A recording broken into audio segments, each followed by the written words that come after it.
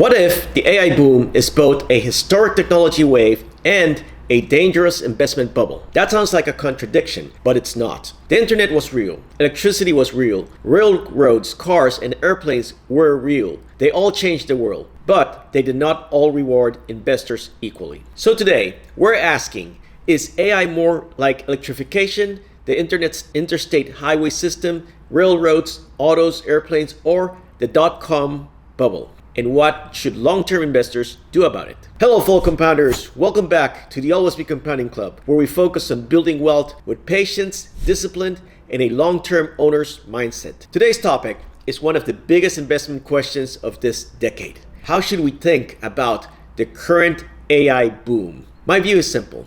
AI is real and important, but even real technology can become a terrible investment if you pay the wrong price. Before we start, a quick disclaimer. This video is for educational purposes only, not financial advice. Investing involves risk and all examples are hypothetical and for illustration only. Always do your own research. Now let's get into it.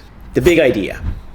Here's the core idea. AI looks like electrification in technological importance, like highways in infrastructure intensity, like railroads in overbuild risk, like autos in winter uncertainty, like airplanes in capital intensity risk, and like the 1999 dot-com bubble in valuation risk. The technology can be revolutionary, the build-out can be massive, and the stocks can still become overpriced. The wrong question is AI real or is it a bubble? The better question is, can AI be real and still be overhyped in the stock market? History says yes. Segment 1, why AI looks like electrification. The best positive analogy for AI may be electrification. Electricity was not just a light bulb. It was a general purpose technology. Once electricity became widely available, it changed factories, homes, cities, communication, and the economy. But the productivity gain did not show up immediately. Factories did not become dramatically more efficient just because someone added an electric motor. At first,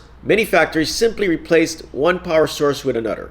They kept the same layouts and workflows. The real gains came later, when businesses redesigned the entire factory around electricity. That is probably where we are at with AI today. Many companies are still asking, how do we add AI to our existing process? But the bigger breakthrough comes when companies ask, how would we redesign the entire process if AI were built into the business from the beginning?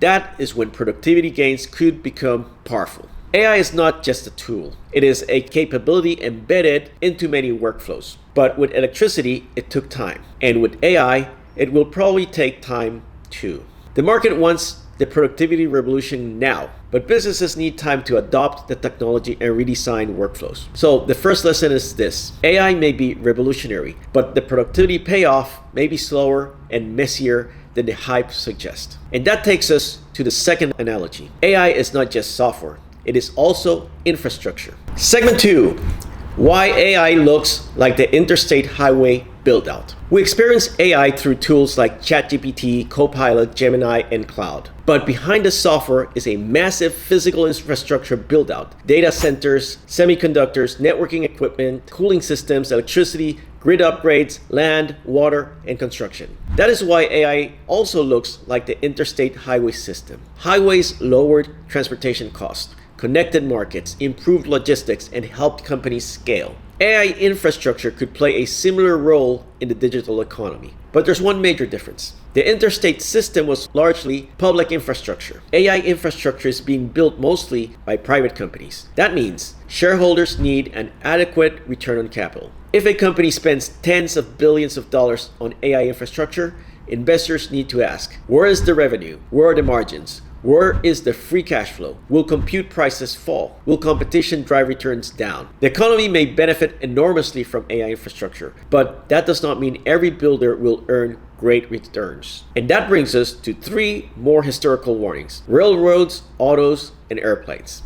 Segment 3, the railroad, auto, and airplane lesson. Railroads transformed America. They connected cities, opened new markets, lowered transportation costs, and helped build the industrial economy. But railroad investors did not always do well. There was overbuilding, too much debt, brutal competition, and bankruptcies. The railroad was revolutionary, but many railroad stocks became terrible investments. That is an important AI lesson. The infrastructure may be essential, but that does not mean every infrastructure provider earns attractive returns. Then look at automobiles. The car changed the world, but in the early days, there were hundreds of car companies. Most of them disappeared. So the auto lesson is this: the technology can be inevitable, but the winners are not always obvious early. And then there's the airplane industry. Air travel transformed business, travel, tourism, logistics, and global commerce. But airlines have historically been difficult investments. Just ask Warren Buffett. The product was amazing. The industry was essential, but the economics were often poor because of high fixed cost, competition, cyclicality, regulation, and capital intensity. That may be one of the most important warnings for AI.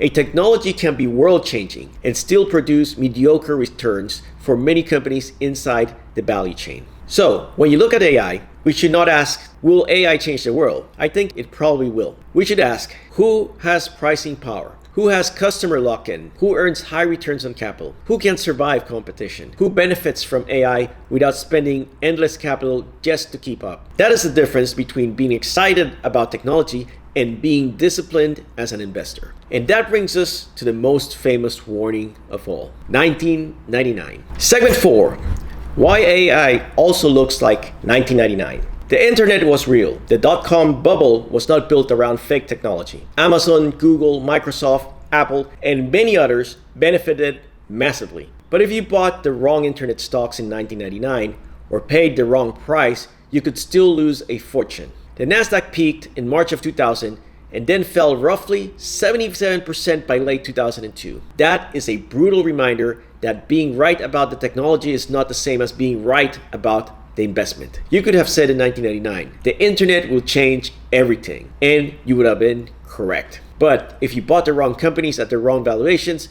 you still could have had a terrible result. That is the danger today. AI may change everything, but that does not mean that every AI stock is a good buy. It does not mean that every AI infrastructure company will earn high returns forever. And it definitely does not mean valuation no longer matters. To be fair, today is not exactly like 1999. Many AI leaders are real businesses with huge revenues, profits, strong balance sheets, and dominant platforms. But there are still similarities investors should respect. Excitement, concentration, momentum, and the belief that the new technology changes all the old rules. That is when long-term investors need discipline. Not fear, not panic, discipline. So now we get to the real investment question. Not whether AI will be big, but who captures the value. Segment 5, who captures the economic value? There are 4 layers. First, picks and shovels. Those are chips, networking, servers, cooling, and data centers. These companies benefit first, but they also face cyclicality, overcapacity, margin pressure, and customer pushback. Second, platforms, cloud providers, operating systems, enterprise software, and companies that control distribution. These businesses may have staying power because they already have customers and ecosystems. Third, applications. AI native tools and startups. Some will become great businesses, many will not. Fourth, AI users. These are companies that are not necessarily selling AI, but they are using AI to improve their own businesses. Think of a bank improving fraud detection, an insurer improving underwriting, a retailer optimizing inventory, or a software company increasing productivity. If AI helps them improve margins, reduce costs, and increase returns on capital, they could become very important beneficiaries. Sometimes the second-order beneficiaries are where the best long-term opportunities emerge. So now let's make this practical. Segment 6.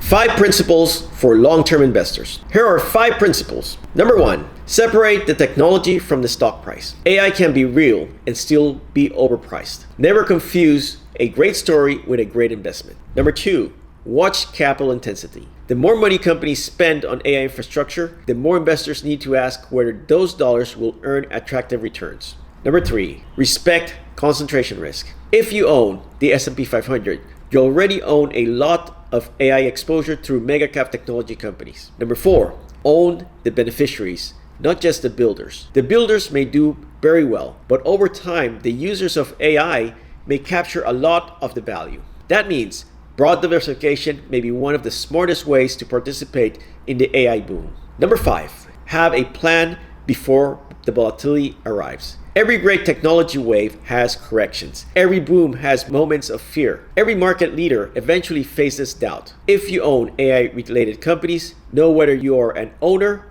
a trader, or a speculator. And this is exactly why we built the Always Be Compounding Club. The goal is not to chase every hot theme. The goal is to become a better long-term investor. Inside the community, we talk about portfolio construction, compounding, risk management, valuation, income, ETFs, individual stocks, and staying disciplined when the market gets emotional. So if you want to keep learning with a community of serious long-term investors, I'd love to have you join us inside the Always Be Compounding Club. Check out the link below.